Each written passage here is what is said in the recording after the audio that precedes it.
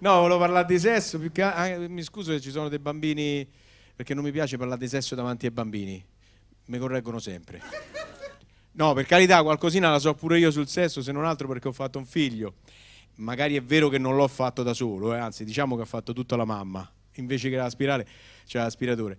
Mio figlio si chiama Federico e ha 14 anni e ho scoperto che si è fidanzato con una bambina di 17 anni che è minorenne, per cui non vorrei che a lui lo prendessero per Girolimoni, per cui un giorno gli ho detto: senti Federico, è meglio che io e te parliamo di sesso.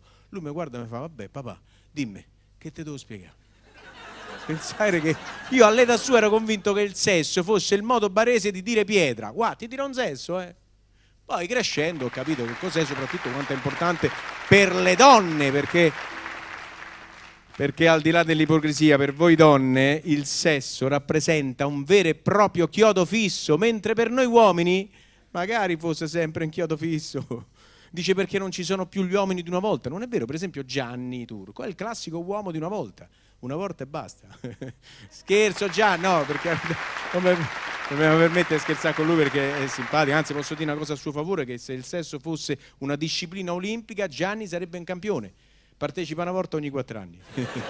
No, vabbè, al di là, noi ci scherziamo su queste cose, però effettivamente per noi uomini il sesso, diciamo, questo è un problema legato all'ansia da prestazione, non per tutti. Per esempio io l'ho superato questo problema da quando?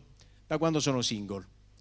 Che poi c'è questo vantaggio pure nel lavoro, no? Nell'essere soli, no? Perché pensate a uno come Dante Alighieri, se fosse stato fidanzato con Beatrice sempre terapia vita, ma che avrebbe scritto la Divina Commedia? Al massimo avrebbe descritto l'inferno, se si sposava.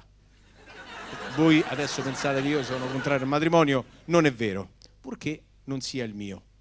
Perché io non mi sento pronto per il matrimonio, sono ancora giovane, quindi poi soprattutto un amico mio mi ha sempre detto: guarda Gabriele, il matrimonio è una cosa seria. Infatti lui, da quando si è sposato, non ride più.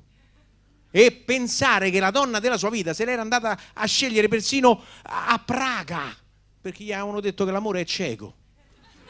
Però voglio dire, ci sono persone, insomma, non sono l'unico single qua, spero che ci siano altre persone sole, perché insomma qualcuno si vergogna a dire sono solo, ci sono tanti personaggi molto più famosi di me, mi viene in mente un grande cantante che io amo tantissimo, che ha scritto anche qualcosa per lo stesso Gianni Nazzaro, Claudio Baglioni, non so se lo conoscete, è un cantautore romano e ha scritto tante canzoni. Ultimamente è stato lasciato dalla sua compagna dopo tanti anni e per questo motivo ci è rimasto un po' male e per questo motivo ha scritto una canzone sulla solitudine e quanto è importante nei momenti di solitudine avere un amico. Il titolo di questa canzone è Porta qualcuna.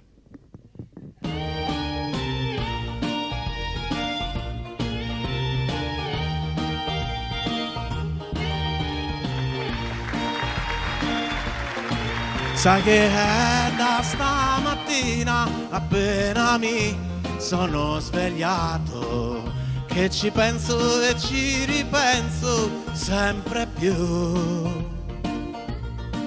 Per stasera organizziamo un'uscita con qualcuna, c'ho una voglia proprio di tirarmi su.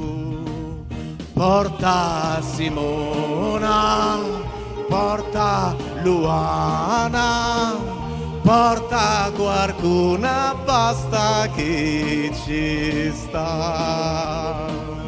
Porta Susanna, porta Giovanna, porta una donna, basta che ci sta. Porta Enrica con un'amica, una bella figliola che non dica no. Porta Consuelo, porta Carmelo, sì, ma il mio cuore io non glielo do. Grazie! Bravo Marconi, grazie Gabriele.